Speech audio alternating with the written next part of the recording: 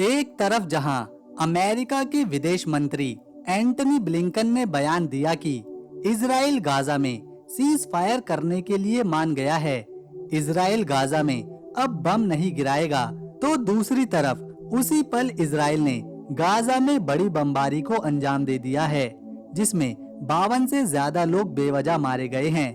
तो इससे एक बात तो साफ हो जाती है कि गाजा में जंग को रोकना शायद ही कोई चाहता है, क्योंकि इजराइल आखिर जंग किसके हथियारों से कर रहा है, तो वो है अमेरिका।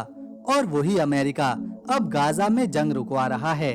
अमेरिका ने इजराइल को इतने हथियार दिए हैं, इसके बावजूद भी वो अब तक हमास को बाहर नहीं निकाल सका है, बल्कि हमास और इजरायली सैनिकों में से लगभग दोनों को बराबर का नुकसान झेलना पड़ा है। लेकिन अभी के समय में इजराइल के लिए अगर कोई सबसे बड़ी गले की हड्डी बनकर फंसा है, तो वो है लेबनान से हिजबुल्ला।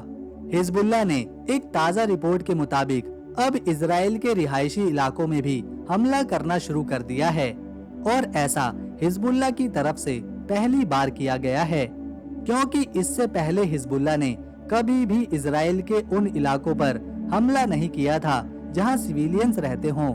इसके अलावा लेबनान के हिजबुल्ला ने एक साथ लगभग एक ही दिन में 115 से भी ज्यादा रॉकेट्स और ड्रोन्स इजराइल के गोलन हाइट्स और नॉर्थ में गैलिली में बसे इजराइल के सैन्य ठिकानों पर दागे हैं।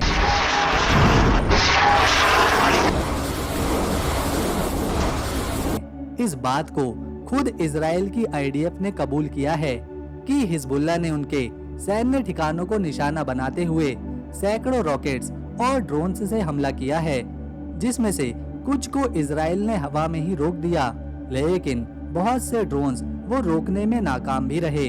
हिजबुल्ला ने बयान देते हुए बताया कि उसके लड़ाकों ने इजराइल के चुनिंदा सैन्य ठिकानों को टारगेट करके उन पर रॉकेट्स और ड्रोन बरसाए हैं, जिसमें इजराइल की चौकियों को नुकसान हुआ। लेबनान से जुड़े इजराइल के उत्तरी और दक्षिणी बॉर्डर पर लगातार बमबारी जारी है, जिसकी वजह से इजराइल के उन खाली मैदानों में आग तक फैल चुकी है। इजराइल ने लेबनान के तेज होते हमलों को देखते हुए अपना ध्यान अब गाजा से हटाकर सीधा लेबनान की तरफ करना शुरू कर दिया है। इजराइल के डिफेंस मिनिस्टर योव गैलेंट ने खुद ये बयान दिया कि इजरायली सेना अपना ध्यान गाजा से अब उत्तरी मोर्चे की तरफ शिफ्ट कर रही है। इजराइल हिजबुल्ला के साथ बड़े तनाव के लिए तैयार है। हम धीरे धीरे बदलाव के दौर में हैं। आईडीएफ ने हिजबुल्ला की ओर से रॉकेट दागे जाने के बाद लेबनान के एक रॉकेट लॉन्चर पर हमला किया है।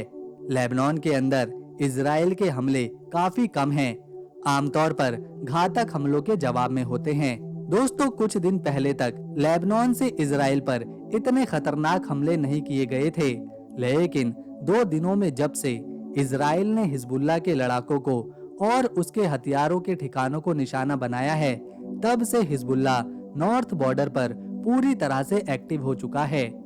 इजराइल के नॉर्थ बॉर्डर के पास शमोआ शहर और बाकी के आसपास के इलाकों को इजराइल ने तुरंत खाली कराने का आदेश दिया है और नागरिकों को सेफ जोन में जाने को कह दिया है। हिजबुल्ला जहां पहले रुक रुक कर हमले कर रहा था, कुछ ही रॉकेट्स का इस्तेमाल कर रहा था, वहीं अब उसने नॉन स्टॉप इजराइल के नॉर्थ में रॉकेट्स बरसाना शुरू कर दिए हैं, जिससे इजराइल को भारी नुकसान भी हुआ है। और इन हमलों की चपेट में एक इजराइल के सैनिक के मारे जाने की भी खबर है। जहां इजराइल पहले हिजबुल्ला को हल्के में ले रहा था, वहीं अब इजराइल पर एक के बाद एक रॉकेटों की बारिश होने लगी, तो उसने तुरंत अपना प्लान चेंज कर लिया है और जो सैनिकों की टुकड़ियां पहले हमास से गाजा में जंग कर रही थी, शायद उनमें से कुछ टुकड़ियां अब नॉर्थ बॉर्डर पर भेजी जा रही हैं, ताकि वो हिजबुल्ला के हमलों को रोक सके। पर ऐसा करना इजराइल को भारी नुकसान भी पहुंचा सकता है, क्योंकि हमास अभी भी गाजा में जंग के मैदान में मौजूद है, और अगर वहां से इजरायली सैनिक कम हुए तो इजराइल को भारी कीमत चुकानी भी पड़ सकती है। एक तरफ जहां इजराइल ईरान की धमकियों के चलते पहले से ही खुद को बचाने की तैयारियां कर रहा है, तो दूसरी तरफ अब रिपोर्ट्स के मुताबिक ईरान के सपोर्ट से हिजबुल्ला इजराइल के लिए सबसे बड़ा खतरा बनता जा रहा है। इजराइल से लेबनान की पुरानी दुश्मनी है, ये बात तो सबको पता ही है। जब इजराइल ने लेबनान की बहुत सी जमीन पर कब्जा कर लिया था, तब से ये और ज्यादा बढ़ चुकी है और इसीलिए हिजबुल्ला हमास को सपोर्ट कर रहा है। देखा जाए तो एक दिन में 115 ड्रोन्स और रॉकेट्स दागना कोई मामूली बात नहीं है, जबकि एक दिन पहले ही उसके कई हथियार इजराइल का निशाना बने हैं। इसके बावजूद उसने एक के बाद एक हमले करके इजराइल को ये बता दिया है कि उसकी जंग अभी लंबे वक्त तक चलने वाली है। इजराइल को हिजबुल्ला के अगर किसी हथियार या जंग की काबिलियत से डर लगता है तो वो है उसकी सुरंगों का बिछाया जाल। दरअसल हिजबुल्ला ने लेबनान और इजराइल के साउथ और नॉर्थ बॉर्डर, जो आपस में लगभग जुड़े ही हुए हैं, वहां तक ऐसे छोटे छोटे घर बनाए हुए हैं, वहां ऐसी ऐसी छोटी बस्तियां बसाई हुई हैं जिनके नीचे सैकड़ों किलोमीटर तक सुरंगें बनी हुई हैं, जिनके नक्शे के बारे में शायद ही किसी को पता है।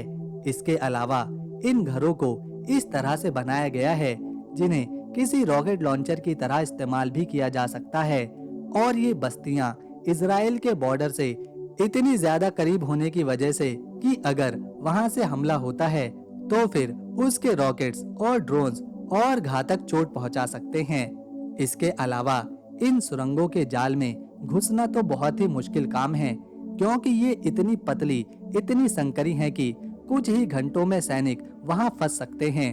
लेकिन हिजबुल्ला ने इनमें से बहुत सी सुरंगों को इस तरह बनाया है जिसमें उसके लड़ाके, उसके हथियार आसानी से छुप सकते हैं। आपको याद हो तो गाजा में हमास ने भी कुछ इसी तरह की सुरंगों का जाल बुन रखा है जिसमें कई इजराइल के सैनिक फंसे थे, जबकि हमास की सुरंगों के जाल का नेटवर्क इतना भी बड़ा नहीं था। वहीं हिजबुल्ला की बुनी सुरंगें उससे भी कई गुना ज्यादा बड़ी और ज्यादा मुश्किल हैं।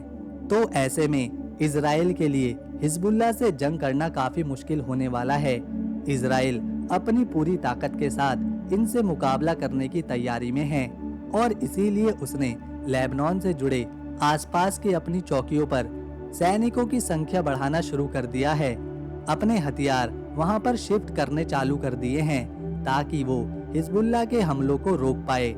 जहां इजराइल को इसमें भी अमेरिका जरूर अपना साथ देगा, उसे अपने डिफेंस हथियार देगा, तो वहीं हिजबुल्ला को भी ईरान अपनी एडवांस मिसाइल्स, ड्रोन से लेकर एयर डिफेंस सिस्टम तक दे सकता है, क्योंकि हिजबुल्ला ईरान के काफी करीब माना जाता है। अब देखना होगा इजराइल लेबनान पर किस हद तक हमला करेगा या फिर लेबनान किस हद तक इजराइल को नुकसान पहुंचा पाएगा, जिसके बारे में अंदाजा लगाना अभी मुश्किल काम है, क्योंकि ये जंग अभी लंबी चलने वाली है। तो दोस्तों, उम्मीद करते हैं आपको इन्फॉर्मेशन पसंद आई होगी।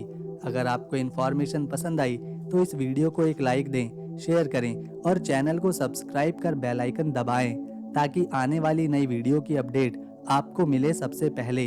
हम मिलेंगे नेक्स्ट वीडियो में, तब तक के लिए नमस्कार, अपना ख्याल रखें।